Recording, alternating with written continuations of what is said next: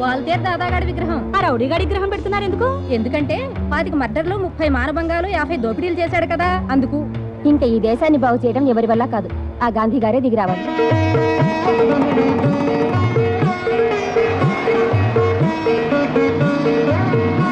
ఇక్కడున్న గాంధీ విగ్రహం పడిపోయి 10 ఏళ్ళైంది. దాన్ని పట్టించుకునే నాదులే లేడు. ఇప్పుడు ఈ రౌడీ షీటర్ గాడి విగ్రహం ఓపెనింగ్ చేయడానికి ఢిల్లీ నుంచో నాయకుడు దిగుతున్నాడంట.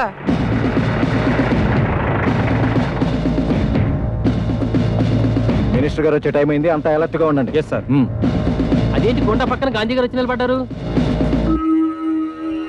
ఈడొకడు రోజుకో వేషం రోజుకో సెంటర్ ఏమిటి న్యూసెన్స్? వెళ్ళి ఇక్కడి నుంచి. నేను వెళ్ళను. ఇక్కడికి మినిస్టర్ గారు వస్తున్నారు, నువ్వు ఉండకూడదు, వెళ్ళు.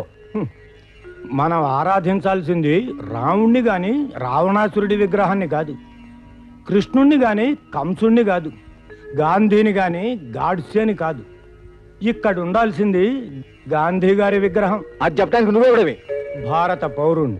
మర్యాదగా వెళ్తావా వెళ్ళవా? సచ్చినా వెళ్ళను.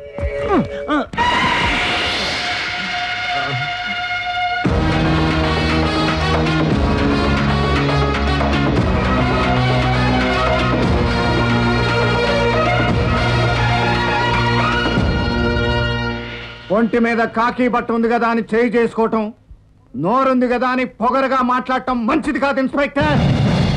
ప్రభుత్వం మీకు యూనిఫామ్ ఇచ్చింది ఇలాంటి వాళ్ళని రక్షించడానికి కానీ శిక్షించడానికి కాదు. అంటే అతను చేస్తున్న పబ్లిక్ న్యూసెన్స్ చూస్తూ ఊరుకోమంటావా? ఈయన చేస్తున్నది పబ్లిక్ న్యూసెన్స్ కాదు, పబ్లిక్ అవేర్నెస్. ఏళ్ల తరబడి జైళ్లలో మగ్గిన దేశభక్తుల్ని ఈ తరానికి గుర్తు చేస్తున్నాడు. అంత దురదగా ఉంటే వాళ్ళ పెట్టగోడకి మైక్ పట్టుకుని ఉపన్యాసం మనం, అంతేగాని రోజుకో పగటి వేషం వేసుకుని. Mister inspector, control your tongue. ఆయన పగటి వేషగాడు కాదు, స్వాతంత్ర సమరయోధుడు. జాతీయ నాయకుల్లా వేషం వేసుకుని ఎండకు ఎండుతూ వానకు తడుస్తూ ఈయన ఎందుకలా నిలబడుతున్నాడో తెలుసా? రోడ్డున పోయే కొంతమందికైనా మన నాయకుల్ని గుర్తు చేయాలని, 100కి 1 దేశభక్తుడిగా మారతాడని. ఆనాడు ఇలాంటి మహానుభావులు కష్టపడి స్వాతంత్రం సంపాదించి ఉండకపోతే ఈనాడు నీ ఒంటి మీద ఈ కాకి యూనిఫామ్ ఉండేది కాదు, గుర్తుంచుకో. మంత్రి గారు వచ్చే టైం అయింది, వెళ్ళండి ఇక్కడి నుంచి. అసలు ఈ విగ్రహం ఇక్కడ పెట్టడానికి పర్మిషన్ ఎవరిచ్చారు? జిల్లా కలెక్టర్ గా నేను ఇచ్చాను. ప్రజలకు గుర్తు చేయవలసింది దురాగతాలు చేసిన దుర్మార్గుల్ని కాదు కలెక్టర్ గారు, మర్చిపోతున్న త్యాగమూర్తుల్ని, నీతి చెప్పిన జాతి నేతల్ని, అంతేకాని ఇలాంటి నీతి తప్పిన నీచుల్ని కాదు.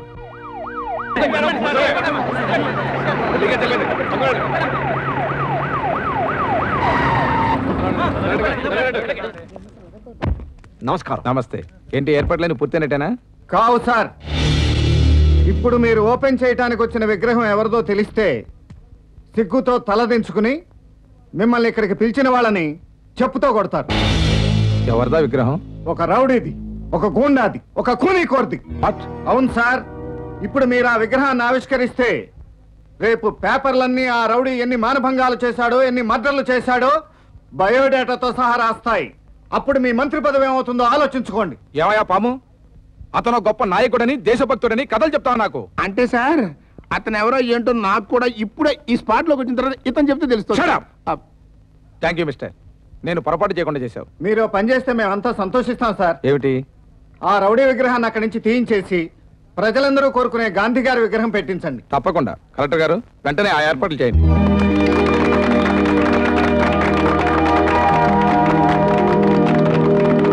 చాలు చాలు, మరి రెచ్చిపోకండి. రెచ్చిపోక నువ్వు చేసిన ఏదో పనికి నోరు మూసుకుని కూర్చోమంటావా? సమయానికి అతను వచ్చి నిజం చెప్పడం సరిపోయింది, లేకపోతే ఢిల్లీలో నా పరువు ప్రతిష్టలు ఏమై ఉండేవి. పరువు ప్రతిష్ట ఇదేట్రా, పెద్ద నేషనల్ ఫిగర్ లా మాట్లాడుతున్నాడు. ఈయన ఫ్లాష్ బ్యాక్ మీకు తెలియదు అనుకుంటున్నాడు. ఏం తెలుసు నా ఫ్లాష్ బ్యాక్ మీకు? ఈయన మన పార్టీ కార్యకర్త తులసి భారతిని కీప్ చేసి తందూరుపైలో తోసేసి పైకి లేపేసిన సంగతి మనకు తెలిసేట్రా? అబే తెలీదండి. బెనామీ పేరుతో బెంగళూరులో హోటల్ కొన్న సంగతి, హైదరాబాద్ లో పాకలు బీకేసి ఫ్లాట్స్ కట్టించిన సంగతి, బందర్లో ఇలా బామ్మర్ది చేత 300 ఎకరాల రొయ్యల చెరువు తవ్వించిన సంగతి అదేనా తెలిసాడా నీకు? ఫాదర్ ప్రామిస్ అస్సలు తెలీదు. ఏళ్ళ మదర్ ప్రామిస్ నాకు తెలుసురా. ఇప్పుడు హిస్టరీ మ్యాచ్ లాగా ఈ హిస్టరీ అంతా పేపర్ వాళ్ళకి లీక్ చేసావనుకో ఏమవుద్దురా? ఏమవుద్ది? హిస్టీరియా వచ్చి పోతాడు, తోలు తీరిపోదు. అసలు ఈ విషయాలన్నీ నీకెలా తెలిసా బాబు? నా మొల్లో తాయిత్తు మహిమ ఎట్ట తెలిస్తే నీకెందుకే? ఎందుకే నన్ను ఏం చేయమంటావయ్యా? ఏమండో మన రూట్లోకి వచ్చేసాడు, ఏం కావాలో చెప్పండి. నన్ను ఖాళీగా ఉంచారనుకో ఇట్లాంటి క్రైమ్ స్టోరీలన్నీ రిలీజ్ అయిపోతాయి, నీ దోలు తీరిపోద్ది. అంచేత నాకు అర్జెంటుగా షిప్పింగ్ కార్పొరేషన్ చైర్మన్ పదవి ఇప్పించు. ఆ పోస్ట్ మొన్ననే కదా మూర్తి గారికి ఇచ్చేసాం. మళ్ళీ చేసుకో. ఎలా కుదురుద్ది? రాజీనామా చేయించు. రీజన్ లేకుండా రాజీనామా ఎలా చేయమంటావు? రాజీనామాకి రీజను సీజన్ ఏంటండి? మీకంత రీజన్ కావాలంటే రేపు ఈ పాడికి 100 రీజన్లు చూపించి ఆడితో రిజైన్ చేయిస్తా. నీకు ఓకేనా? ఓకే, నువ్వు ఆ పని చేయి, నేను ఈ పని చేస్తా. ఏంటి చేసేది? చందమామల మచ్చల ఇంట్లో తప్ప పుట్టావు. నువ్వెవరు అని అడిగితే పలానా కలెక్టర్ గారు అబ్బాయినని కాలు రెత్తుకుని చెప్తున్నాను. నువ్వేం చేస్తున్నావంటే ఇన్స్పెక్టర్ ఆఫ్ పోలీస్ అని దర్జాగా చెప్తున్నాను. నీ భార్య ఎవరు అంటే MBBS డాక్టర్ అని గర్వంగా చెప్పుకుంటున్నాను. నీ తమ్ముడు ఎవరు అంటే షిప్ యార్డ్ లో కూలి అని చెప్పలేక సిగ్గుతో తలదించుకుంటున్నాను. కరెక్ట్ గా నా పరిస్థితి అలాగే ఉందన్నయ్య. నీ నాన్నెవరు అంటే నిజాయితీ గల కలెక్టర్ అని, నీ వదినెవరు అంటే మనుషులకు ప్రాణాలు పోసే డాక్టర్ అని, నువ్వేం చేస్తున్నావు అంటే డిగ్నిటీ ఆఫ్ లేబర్ కి నిదర్శనంగా డిగ్రీ ఉన్న కూలీనని డిగ్నిఫైడ్ గా చెప్పుకుంటున్నాను. ఇక మీ అన్నయ్య ఏం చేస్తున్నాడు అంటే రౌడీల శిలా విగ్రహాల కాపలా కాస్తూ అడ్డమైన వాళ్లకు సలాములు కొట్టే గులామని చెప్పుకోలేక సిగ్గుతో తలదించుకుంటున్నాను. అంటే నేను అడ్డమైన రామలక్ష్మణ్ కలిసిమెలిసి ఉండవలసిన వాళ్ళు సుగ్రీవులా ఇలా పోట్లాడుకుంటారేమిట్రా? లేకపోతే ఏంటి నాన్న, వీడికి అన్నయ్యనే గౌరవం మాత్రమే ఉందా? అది నిలబెట్టుకోవటంలో ఉంటుంది. కరెక్ట్. చిన్న చెప్పినట్టు ఇక నుంచి నీ గౌరవం నువ్వు కాపాడుకోనయ్యా. నువ్వు రా అన్నయ్య, నన్ను కాలేజ్ దగ్గర డ్రాప్ చదువు గాని. వాడి బైక్ మీద ఎందుకు? నా జీప్ లో డ్రాప్ చేస్తారా? హలో ఇన్స్పెక్టర్ గారు, ప్రభుత్వ వాహనాలు సొంత పనులకు వాడకూడదు. అమ్మా నువ్వు చిన్ననైతే వెళ్ళు.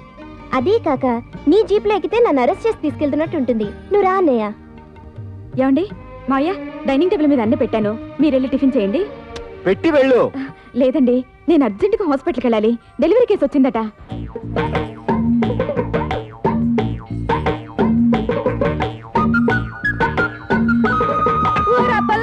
శివాద్రి, ఇదిగో కూడు, బేగా తినేసి కిల్లిచ్చండి. ఓ లప్పలప్ప సిప్పు వచ్చేసినదే. అప్పుడు వచ్చేసినదా? పది పద. లప్పలప్ప నీ కడుపు ఊడిపోనాదే, నీ కడుపు ఊడిపోనాదే. మధ్యలో ఇదోటి లేని కొంచెంత.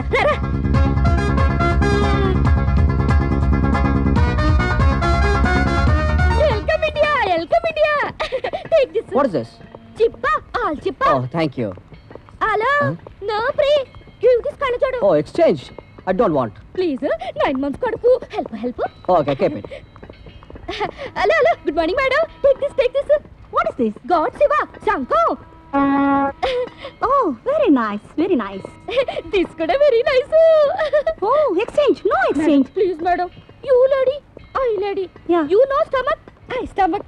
9 months కడుపు, లోపల child. Give camera. Go. Okay, keep it. Right, లోపలటేరా. Hello. Come.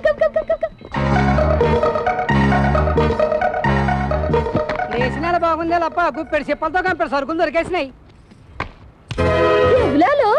ఇలా ఫారినర్స్ చీట్ చేస్తే మన ఇండియన్స్ గురించి వాళ్ళు ఏమనుకుంటారు? ఓలమ్మో, నువ్వు చెయ్యట్టుకుంటే నువ్వు ఒళ్ళంతా కరెంట్ షాక్ కొట్టేసినట్టు అయిపోయినదేంటి? హలో, ఎక్స్క్యూజ్ మీ, మా గురువు చెయ్యేస్తే షాకే కాదు ఫీజులో కొట్టేస్తాయి.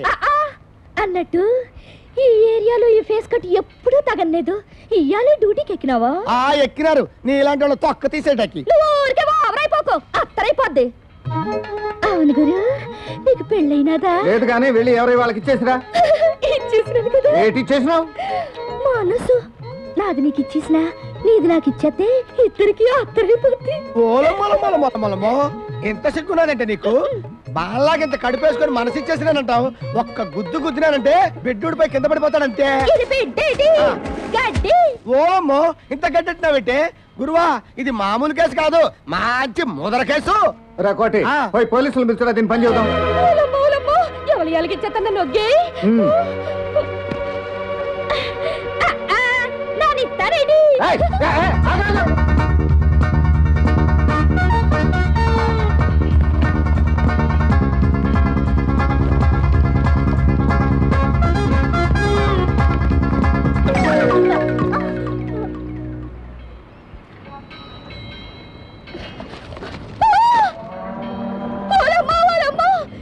ఆఫీసమ్మా, నాకు కాంపిటీషన్ వచ్చేస్తున్నది రోపిగా.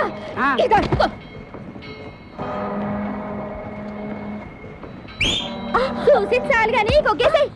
చూడు పుల్లి, ఈ తలుపులమ్మకి పోటీ రాకు, అత్తరైపోద్ది. ఈ బాబుని నేను ఆల్రెడీ అడ్వాన్స్ బుకింగ్ చేసేసుకున్నా.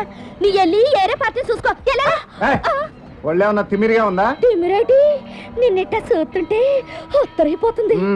అయ్య బాబోయ్, నాకు డ్రీమ్స్ వచ్చేస్తున్నాయి. నేను సీపురపల్లి రాకుమారిలా, నువ్వు విజయనగరం రాకుమారులా. ఏంటది?